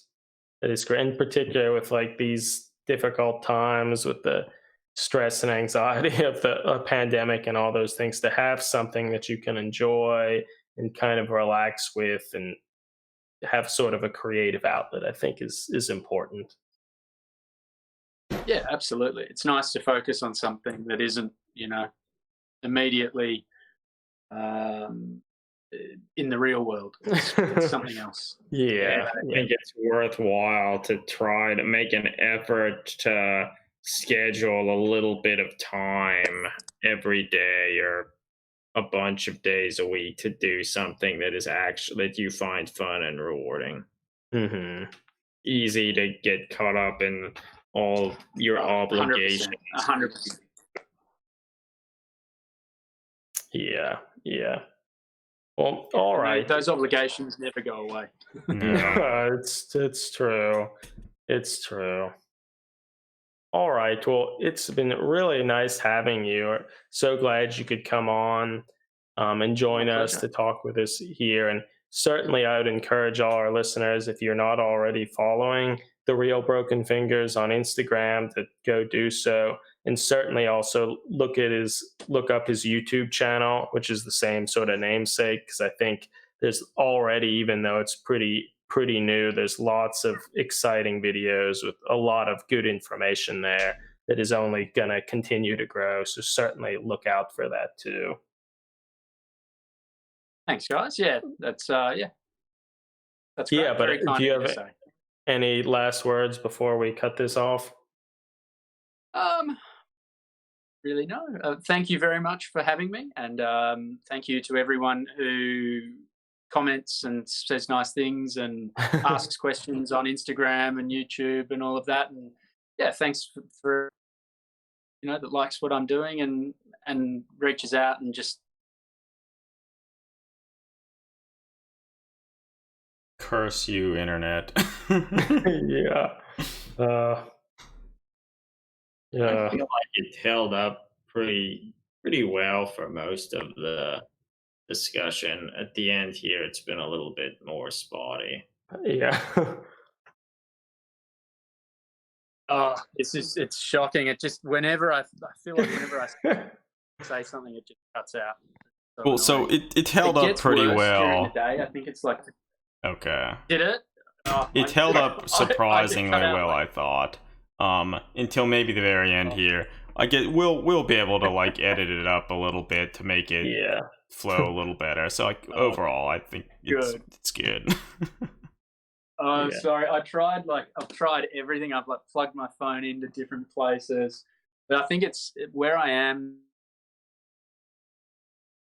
There's a lot of other businesses here, and maybe I don't know. Maybe people are more active on their their Wi-Fi at this time of day or something. I don't know what it is.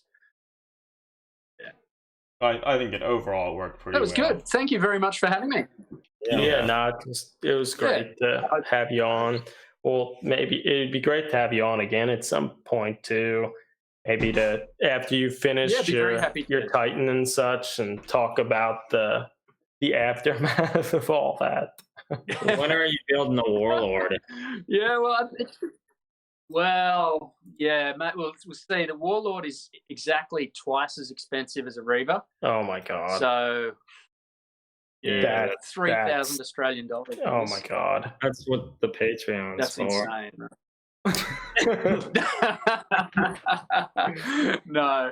Yeah, God. Yeah, that's so expensive. My God. Yeah, like 10 years ago, I sold a car for like $1,900. Yeah. It was an all right car. Yeah, but God, that is so. Maybe a Warlord. We'll see. One day. Yeah, I think maybe. Yeah, I mean, work with what you have. Yeah, that's it. I try to just buy what I can build in the foreseeable future. I don't, just buy in advance. Mm-hmm. That works. That's do you play the game at all, or have you played the game at all? I have never rolled a dice. Do you have any desire to do that? I play Hero Quest with my son now. Okay. I do at carnival events, guys, and they the reason they're like they just play 30K, but they play fully painted, and all the guys that are there have amazing armies. They're all like really good-looking armies, and they play on fully painted terrain, and they play quite close to where I work. So one of them reached out to me on Instagram a while ago and said, "You should come and see if this is for you." So I thought, oh yeah, I'll bring like a little Alpha Legion army and see if I enjoy doing it. And then suddenly had no one using the boat, so I had a lot more time. I could stay up later at night, and now it's getting huge. It's like thousands of points now, I guess. I don't have any of the books, so I don't know. That's great. So I will play before the end of the year, I imagine, depending on what happens with all this, social distancing. We'll see what they allow. I'd like to go and have a game with those guys. It looks like a lot of fun. We'll have to take lots of pictures. People will want to see that. Yeah. Yeah. I don't think anyone's ever played a game without taking lots of pictures. Yeah. Everything I see on Instagram. Yeah. There's the photo stage. Yeah, no, I think, and it also, like, I don't know, none of us play a whole lot, but I've started to play Kill Team, I don't know, once every month or two, which is pretty frequent for me, and I feel it's fun, and it's a nice way to not feel like you have to have 3,000 points of models to play something. Yeah. But it can be hard to I think find time. That does look like fun, Kill Team. I think that would.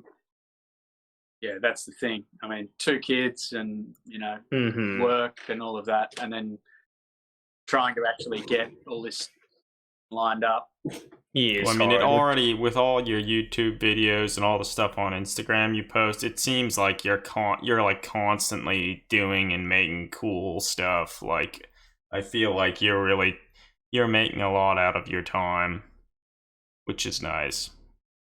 Because I feel like it's easy not to do things. Yeah. Yeah, it's tricky. It's tricky. But yeah, look, soon. I'll have a game soon. Yeah. Well, I guess like that, I mean, that's certainly one thing that is like a lot of the hobby, even though, you can share stuff on Instagram, the community, a lot of it is still a rather solitary pursuit, which is good in some ways that you can make your own time for things and like fit in small amounts of this here and there. Whereas certainly with playing the games, like you need to, coordinate with people, which is harder. Yeah, I think so. But I think it seems to me like the important thing is to play it with people who have a similar idea about the hobby to yourself. Yeah. So if I see people playing it in the shop and they're playing, Grey Army versus Grey Army, and it's like, oh god, I don't want to. That's not for me. I don't want to spend like literally thousands of hours painting and then play a guy that's done nothing. No, yeah, Just glued it all together. Like as you're saying, like finding like a community with and people with a similar mindset, I think, is important. And it'll help push you forward too. Yeah, it's easier to be excited and excite other people. I mean, because some people are excited about kind of the competitive nature thing and like building these optimal lists, whereas others more of like a narrative thing or just drinking some beer, rolling some dice. And all of those are great in their own right. But yeah, I think the sooner you kind of come to terms with what you're excited about, the easier it is to kind of have a good time and make the most of the time you do have. Yeah. Yeah, that's exactly it. It does seem to me like the rules. I read the rules and I watch games and I think, oh my god, how do you remember all that stuff? It looks so confusing. So we'll see how we go. If I play a game and then it's like, no, I'll never play this again, I will literally just snap all the models off the bases, put them in dioramas and such. 200, just a massive diorama that will just be awesome. So there's that. That's cool. And I would do that in a heartbeat. If I don't like the game, I would make something out of it. That's cool. So it's not like it's time waste. Yeah, I've got there's all that enjoyment and such. So yeah, that's it. It's no loss if I don't enjoy the game. I've made the models. I've loved doing it. I've learned loads, but I think I'd certainly like to keep them as they are on bases, just so that I can, friends do get into it in the future. Yeah, that'd be nice. Also, we should have you on after you play a few games, and we can talk about it. That'll be interesting. Yeah. Yeah. Well, these guys do events, so they do they get together and they'll do like a few games over a weekend, and that's something that I'll probably go and do with these guys. And they sounds fun. Quite. Yeah, and they're just seem like a good group of people and just into the same stuff. So that's cool. Looks like fun. And then happy to come back and have a chat. I've got to get that tight finished too. Yeah, a big task. Are you do you work on multiple projects at a time, or do you... Yes and no.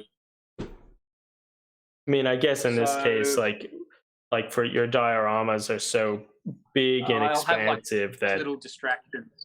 Yeah, okay. Like you can focus on the terrain for a while, then you can move into the smaller models and exactly. Or the freehand on the larger. Precisely. Yeah, so one day I'll be like, exactly, that's exactly right. So one day I'll be painting eyeballs on heads, and then I'll be doing putting hanging vines on a building. So it mixes it up, and I don't feel like it's necessarily part of the same project until it all gets stuck together. I know that it all needs to work with each individual thing that's going to be next to it. And then sometimes I'll do I'll do a painted Primaris Marine. I'll have an idea for use.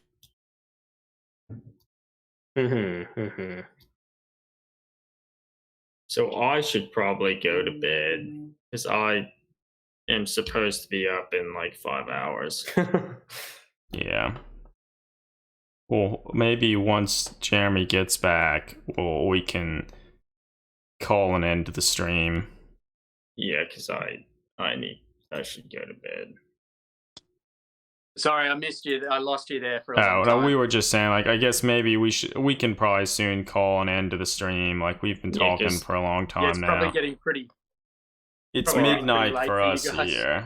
Yeah. Yeah, and I mean, I'm supposed to Okay. be up at like 5 in the morning, so like I Yeah. should go to bed. But Yeah. it was Yeah, great. my son will probably climb into my bed just after that. Oh, it was great. Dad, toast. Oh. It was great talking to you and actually putting a face. Well, I mean, I guess I kind of knew what you looked like because of YouTube videos, but still. Yeah. But Yeah, really great to chat to you guys. I'd love to come back on and have a chat and just catch up. That was great Yeah, fun. I alright. really enjoyed it. Yeah, that sounds great. And I guess ultimately, good luck to your YouTube channel and good luck to Thank you. be safe, you and your family, all that, those sorts of Yeah. things. And Yeah, we will. We've done pretty well in Australia here, so we're pretty happy. You guys That's stay good. safe where you are too. thank you. And I guess we should also thanks all the viewers here on stream for like asking questions and listening. yeah, thanks for being here. It's been fun. All right, Awesome. everyone. Until next time, keep on enjoying the hobby.